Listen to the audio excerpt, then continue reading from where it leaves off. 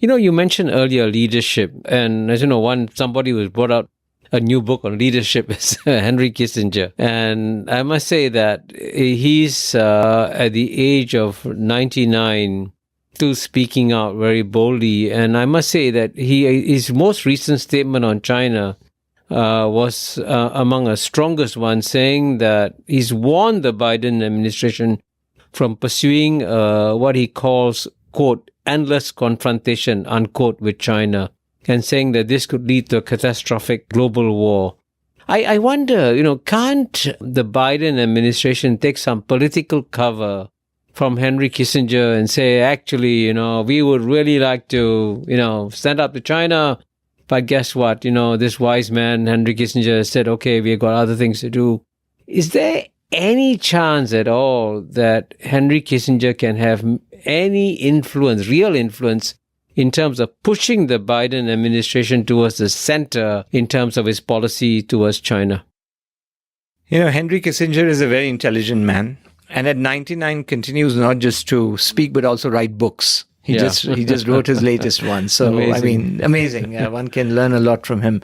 He's had a controversial past, but at his current age, he has nothing to lose and nothing to prove. I think he should be listened to very carefully.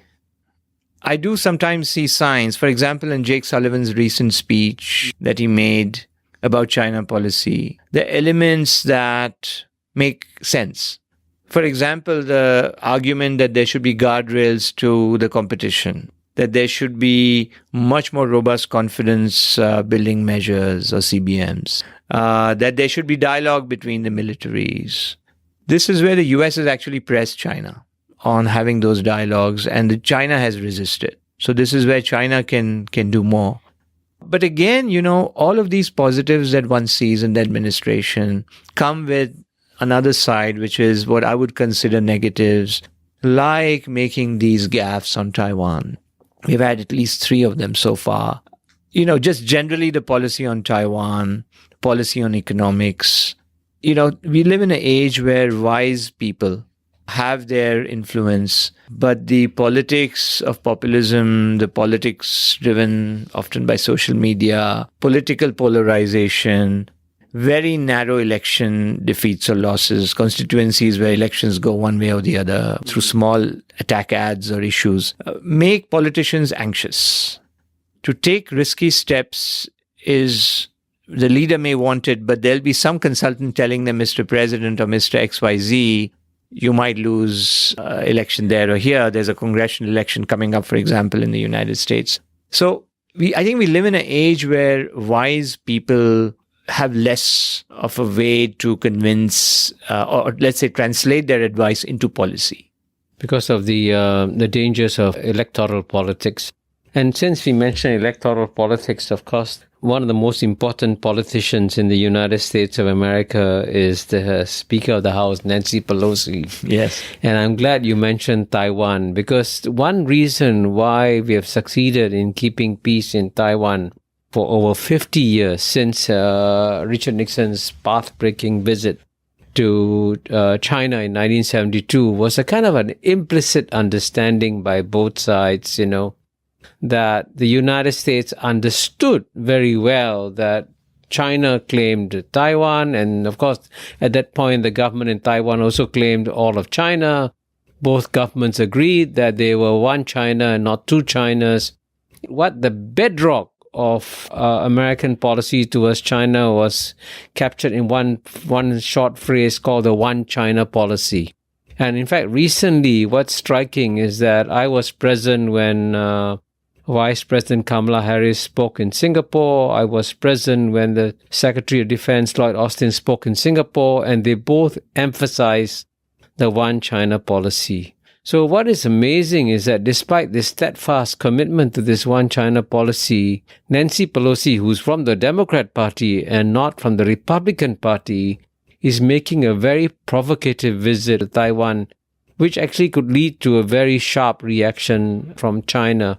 And I can tell you that many of the countries in Asia are very troubled by this, because we don't want to see provocative acts like this, which will disrupt the peace and stability of our region, and that's what the Asian Peace Program is about, to try and, preserve peace and stability.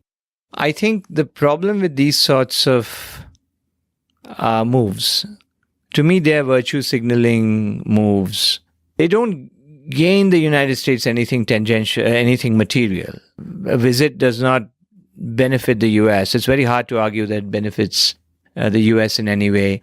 Yet it provokes China. So when you have a play where your benefit levels are low and the opponent, in this putative opponent China, benefits or at least response can lead us where neither country wants to go, then it just doesn't make sense.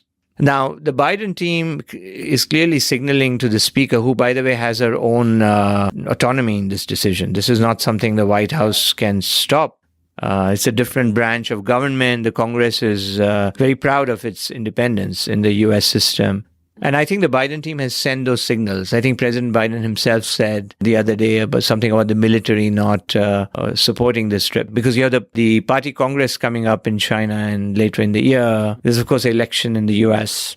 I think the problem here is that the time-tested one China policy, the time-tested strategic ambiguity approach of the U.S., where it doesn't commit to defending Taiwan in the case of an attack, nor does it say it will not defend, has been beneficial in creating a zone where Taiwan could flourish economically, where cross-strait relations could mushroom when they didn't exist 30 years ago or so, or 40 years ago, where everybody won. Everybody actually could claim a victory of sorts.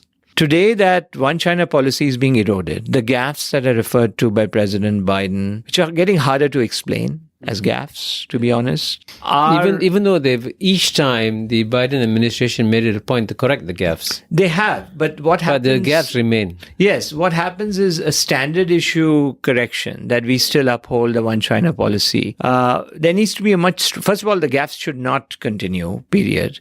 Secondly, there should be a very clear articulation in word and deed that the one China policy remains the bedrock of the United States. So visits of very high officials to Taiwan, other kinds of signaling that is ambiguous about ambiguity, if you will, doesn't lead to, I'm still trying to find the logic that says that the U.S. benefits. I can't speak for Taiwan, but I would assume that it would raise the risk across the straits.